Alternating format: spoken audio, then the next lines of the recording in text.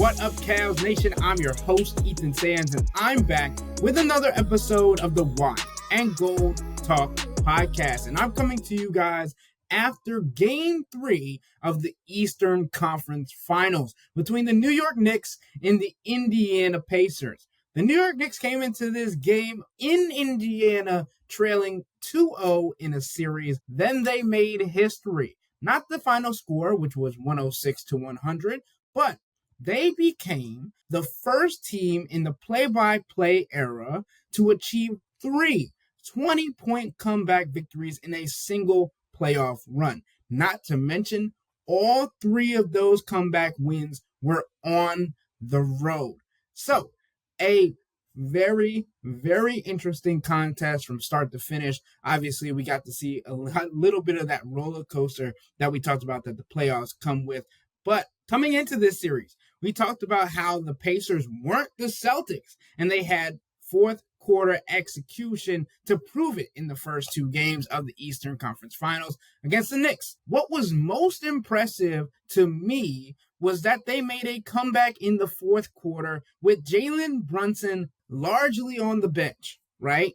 So we understood that Jalen Brunson was dealing with foul trouble. He had 5 fouls at one point in the fourth quarter, and he had been dealing with foul trouble throughout a majority of the contest. So we got to see a little bit of a different rotation lineup that was being utilized, and that takes us back all the way to how Tom Thibodeau changed the starting lineup to start the game. So I'm going to work myself backwards, right? Start with the fourth quarter and work to the beginning of the game. And the fourth quarter was dominated in large part by Karl Anthony Towns. And it just seemed clear to me that at one point in the fourth quarter, he just viewed Miles Turner as a mismatch because Turner wasn't quick enough to keep up with them, and that allowed Towns to have scored 20 points in the fourth quarter alone.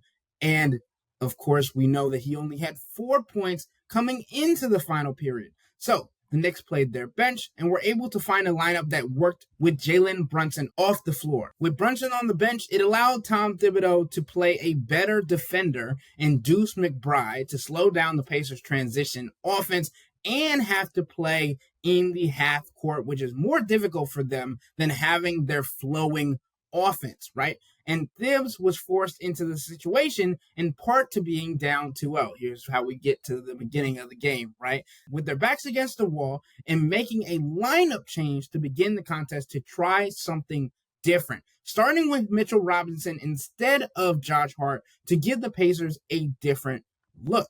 And according to Josh Hart talking in his post-game interview, he said it's something he's been willing to do and had a hand in the decision to start Mitchell Robinson, and said the conversation started around the end of the Boston series. So this has been a lingering question that's been going on throughout the Eastern Conference Finals that the Knicks now had to utilize to make sure that the series didn't end, as I mentioned earlier, sooner than some might have expected. And if you don't recall, I believe it was Chris Fedor and myself that said that this would be a struggle of a series, but we both had Indiana coming out of it on top and heading their way to the NBA Finals. So I think the next portion of this that I wanted to get into has to be that lineup decision and what that means, not even for the Pacers, but also for the Cavs. I think that opened the floodgates for Tibbs to try different lineups and seeing something that Kenny Atkinson of the Cavs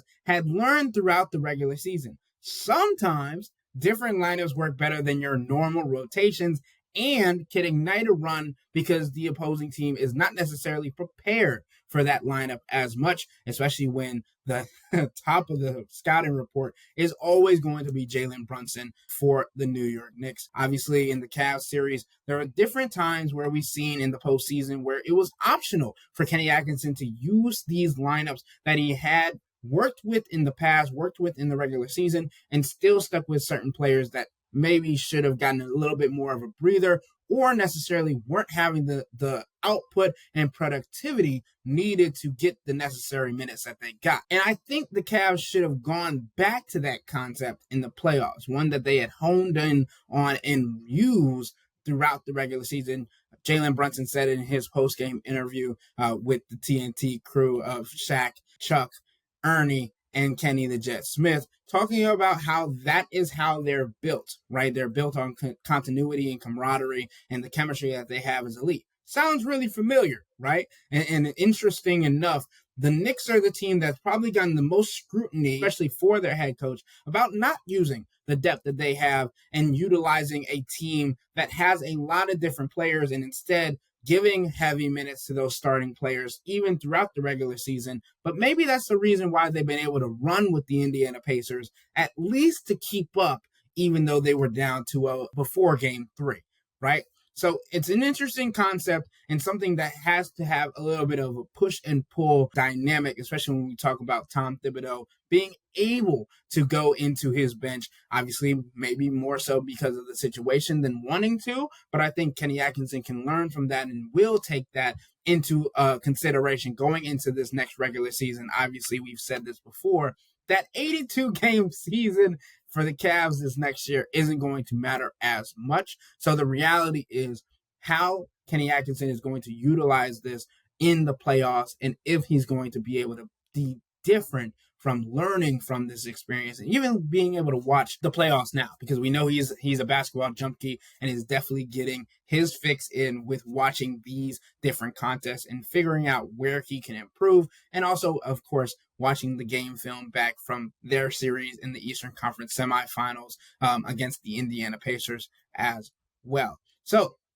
in my opinion, Atkinson might have leaned into Donovan Mitchell a little bit too much because not only was he playing hero ball, but he was also injuring and hurting himself by overexerting as he did in last year's playoffs, even though that was under J.B. Bickerstaff. That's more so a Donovan Mitchell thing rather than a Kenny Atkinson thing. But to be honest, we've talked about it in the past on multiple occasions.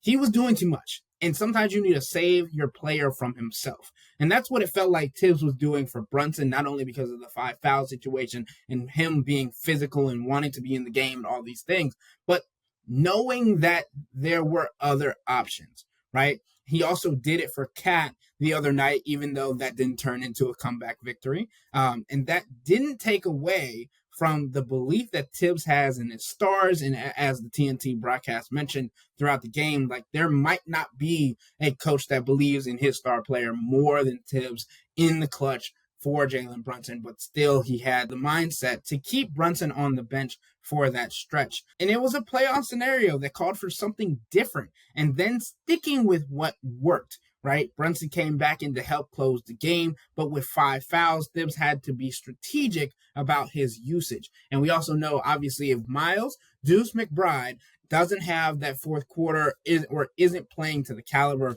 or standard, maybe that decision gets altered. But seeing as though the bench unit for the New York Knicks was so successful in tonight's matchup, it wasn't so surprising to see Miles, even though he picked up 3 fouls in about a minute and a half when he first entered into the game, seeing him be so fresh, so renewed, so opportunistic, it made sense for him to have that kind of fourth quarter. He had 9 points when the game ended. He was a +7, and he had 1 steal, and he made some clutch free throws as well.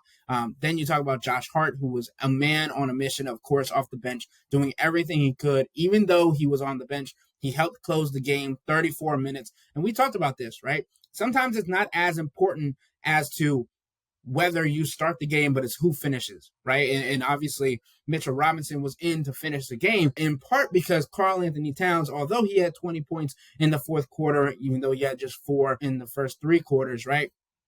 It was because Karl Anthony Towns looked like he was hobbled, right? He had been grabbing at his knee, coming down after it looked like a hard layup attempt. That's the reason why he might have been a little bit hobbled, but he was able to finish the game alongside Mitchell Robinson, who was in for a defensive effort. They were going in and out at the end of the contest. Obviously, Thibs noticed that one of his star players was not at his best standard, and you have to switch that, even if Cat was going off in that standard, right, in that fourth quarter. So I think it's important to have that give and take and Tom Thibodeau, even though he's gotten a lot of criticism for how he's coached this team in particular, also his minute allocation throughout his entire NBA coaching career, I think this was one of his better performances as a coach, especially going up against Rick Carlisle, who the Cavs know better than anybody is a tactician and is someone that can put up a fight in all of these different series and all of these different scenarios, especially when you talk about all of the ATOs, the challenges, the timeouts that were taking place, and figuring out which lineup was best to counteract what the Indiana Pacers had done so well. And obviously, we talked a little bit about Jalen Brunson being on the bench in the fourth quarter, but he was also on the bench at points in the third quarter as well. And again, that defensive effort that allowed for other players on the bench to come off. DeLon Wright, who was a +2 in his 13 minutes. Landry Shamet, who was a +12 in his 11 minutes. Being able to be better defenders, simply put, than Jalen Brunson, held the Indiana Pacers to 42 points in the second half. And the Knicks scored 36 points in the fourth quarter alone. So that dictated how the second half went. Obviously, if the defense is going to be able to keep up with the Indiana Pacers, which is one of the hardest things, I think that is something that the New York Knicks are going to try and take advantage of. And I'm going to get into something a little bit later about the bigs and how Indiana and Rick Carlisle could look at this game 3 and use that going forward, especially at home for game 4. But that being said, the beauty for Tibbs was that the Knicks had a second star step up in those scenarios, especially when Brunson wasn't on the floor. That's the role that the Cavs hope Evan Mobley can step into. Right? Obviously, you're not able to have such confidence in the offensive flow or have such confidence in the offense as a whole, especially Deuce McBride coming in and doing what he did offensively as well was helpful. But Karl-Anthony Towns having 20 points in the fourth quarter, that's exactly the kind of step up. That's exactly the kind of rise that you need and expect from a guy that you traded for these moments, right? And obviously, Evan Mobley is a homegrown talent. He is 23 years old, going to be 24 years old at the end of June. But the Cavs expect him, especially coming into his 5th season after being an all-star, all-NBA second team, being a defensive player of the year. And we know all of these accolades. First team all-defensive team. Like, all of these accolades represent the promise and the prospect of what Evan Mobley can bring to this team. But the reality is, when the playoff lights shine, they felt like they had to go and lean into Donovan Mitchell. As much as they did, Donovan Mitchell didn't feel safe going onto the bench because there was this realization, there was this understanding. And I'm not putting words into his mouth. This is what I perceived from being at the arena for a lot of these games and getting to witness the frustration from Donovan Mitchell, not only this season, but last season as well, when their season came to an end against the Boston Celtics in Boston, and understanding just how difficult it is not only for him to let go of the reins, but also hand them over when he doesn't necessarily feel like the person he's handing the game over to is ready.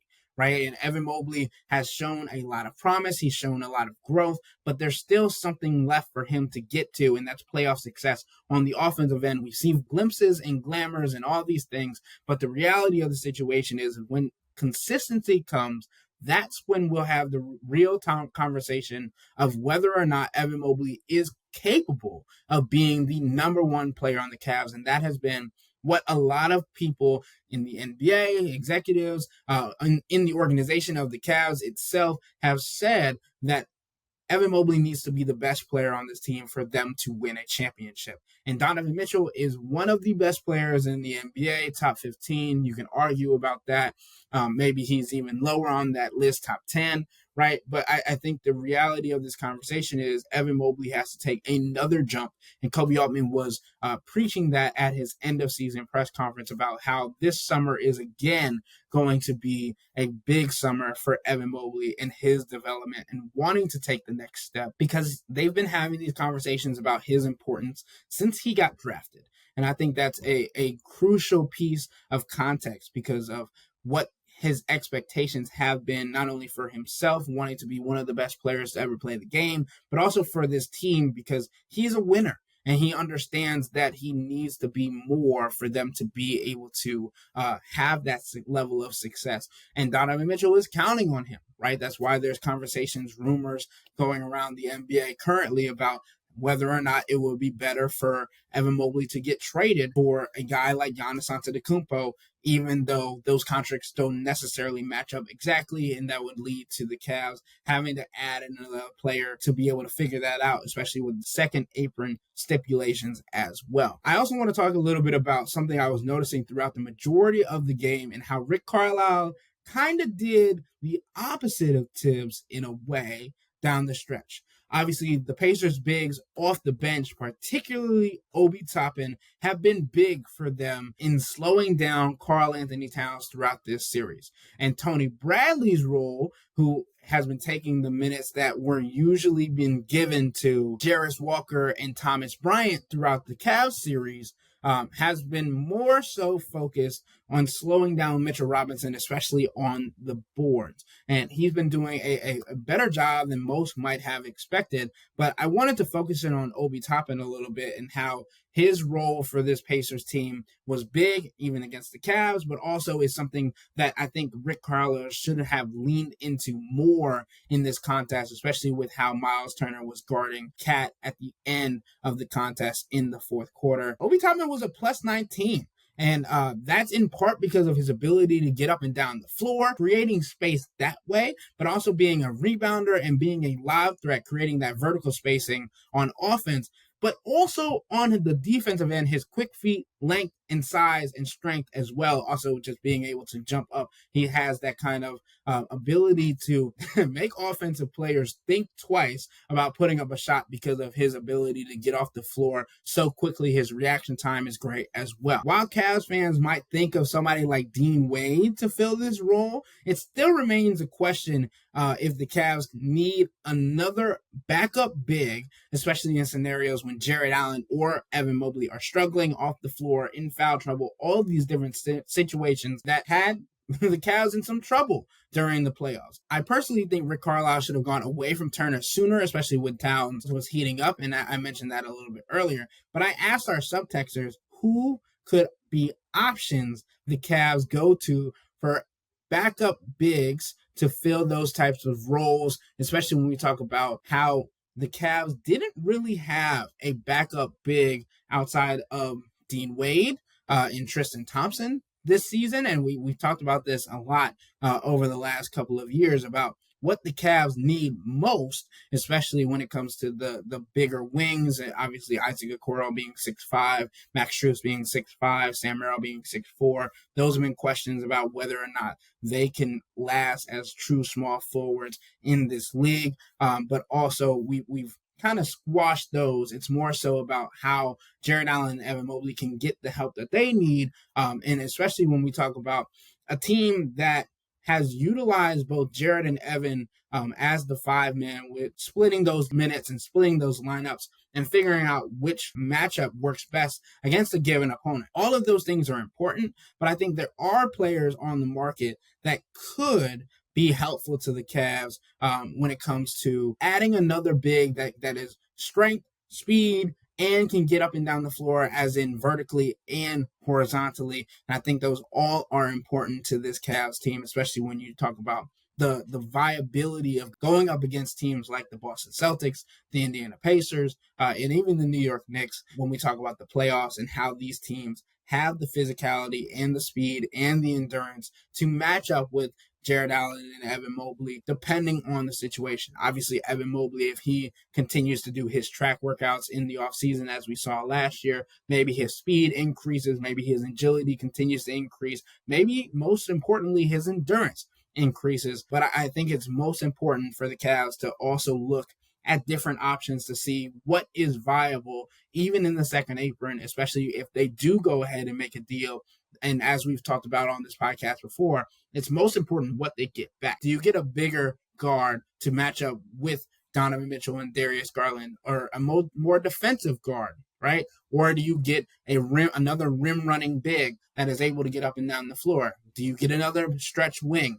All these questions need to be asked. So on today's podcast, and after watching the Pacers Knicks game 3, I talked to our subtexters about who they could see on the Cavs roster as a backup big to back up Evan Mobley and Jared Allen, particularly if they are both on this roster come next season. Let's run through these subtext responses. A couple of them are very straightforward. I want a big that can play better than Jared Allen. He has to go. That's one of them. Here are a couple of names. Bobby Portis, Luke Cornett, Day'Ron Sharpe, Mason Plumlee, Daniel Gafford, and PJ Washington are the most commonly listed ones in this thread. While these are all great options, and I'm not going to argue with anybody saying that these guys are potential candidates for the Cavs to go out and look for, I do think that the Cavs, obviously with the second apron stipulation that they have to think about, could be thinking about another in-house move. This time, not someone who's undersized, not someone who hasn't done anything to prove themselves, but someone that has gotten a little bit more opportunity as the season of last year progressed. I'm talking about Naquan Tomlin, a guy that earned a two-way contract last season because of not only his size, but his defensive ability, and he's able to get up and down the floor and has the vertical spacing that we talked about with Obi Toppin. That could be a ceiling player for him, depending on how next year goes. It's definitely a character that I want to keep my eyes on this coming season, especially because the Cavs signed him to a 2-year contract that is much cheaper than some of these guys would go for that we mentioned. And it's something that we've continued to see Kobe Altman and this organization want to do, which is bringing up younger players with the opportunity to grow and learn from the players ahead of them, but also giving them an opportunity to prove themselves and show that they are capable of stepping into these roles. Obviously, we had this conversation the other day about Jalen Tyson and Craig Porter Jr. Maybe they're not necessarily ready for the specific roles that we're talking about for them, but I feel like Naquan Tomlin, backup big, off the bench, someone that could take maybe 10 to 15 minutes a game, I think that's a role that could be suitable for him and would be one of the best stories in the NBA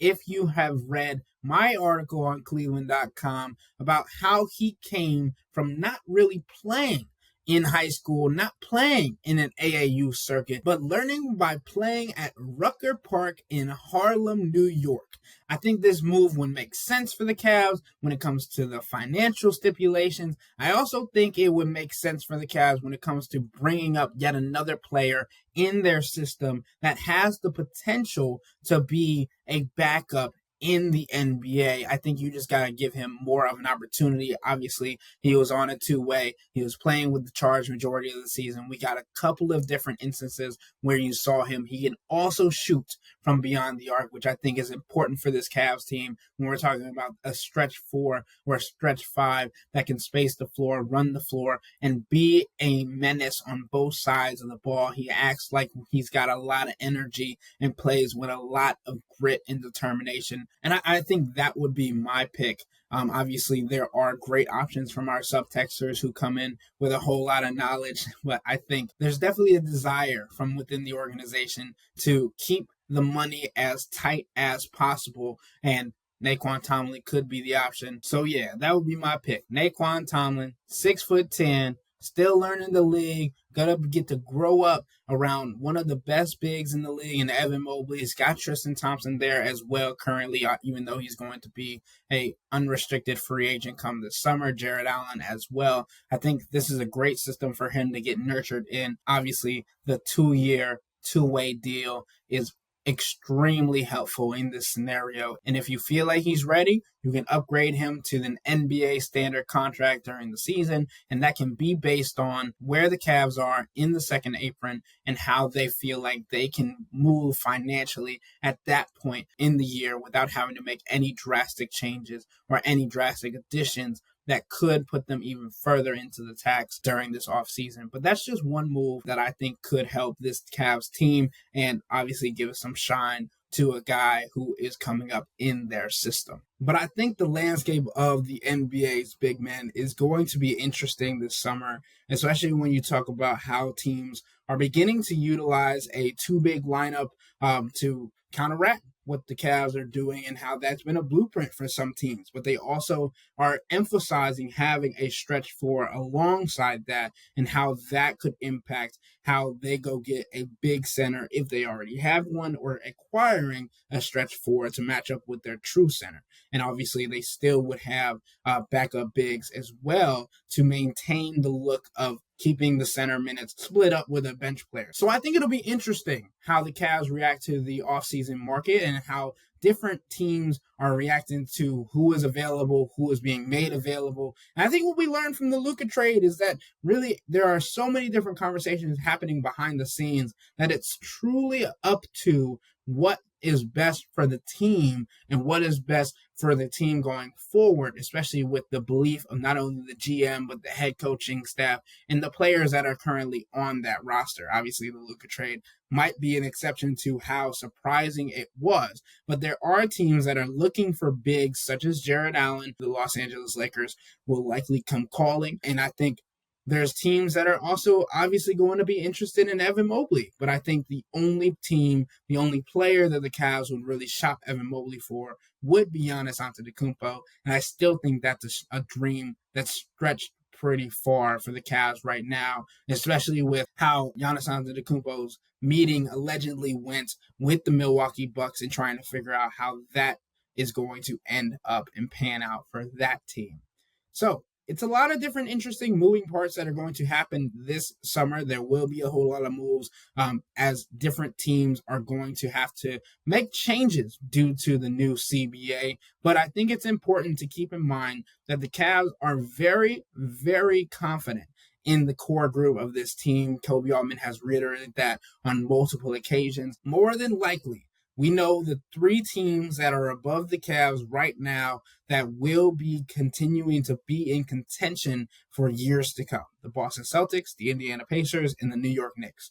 So trying to put together a team that can counteract a whole lot of different options for all three of those teams, giving Kenny Atkinson the tools, the personnel to be able to make adjustments on the fly and be able to put together a team and a roster and a rotation that he feels confident in, can not only get past the Eastern Conference Finals, but get to the NBA Finals. And that's the different questions that are being asked currently internally by the Cavs as they look towards the offseason and look to see what is best for them now, in the future, and best to win a championship. That's the most important, and a city that is made based on the lone banner and Donovan Mitchell and Evan Mobley not being satisfied with letting that banner hang in solitude, especially when we talk about Donovan Mitchell's looming player option that we talked about at an abundance already in the offseason for this podcast, and how that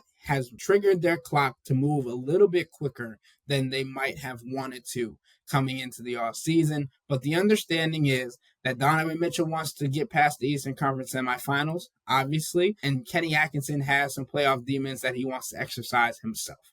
So this entire Cavs team, the organization, they want to win, they want to get to a chip, and they know that there might have to be changes to get that far.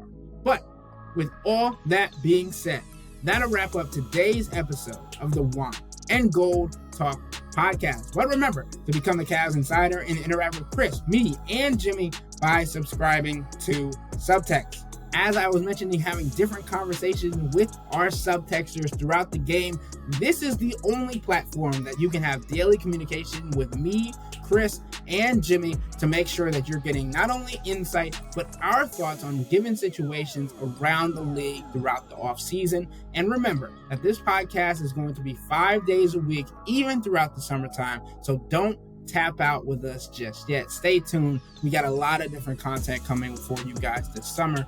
Interviews, we got different people coming on, different reporters, different analysts, and we want you to get all of that information. And we'll give you the insight before we get on the pod through a Subtext. To get this information, sign up for a 14-day free trial or visit cleveland.com/Cavs and click on the blue bar at the top of the page. If you don't like it, that's fine. All you have to do is text the word STOP. It's easy, but we can tell you that the people who sign up stick around, because this is the best way to get insider coverage on the Cavs from me, Chris, and Jimmy. This isn't just our podcast, it's your podcast. And the only way to have your voice heard is through Subtext. Y'all be safe. We out.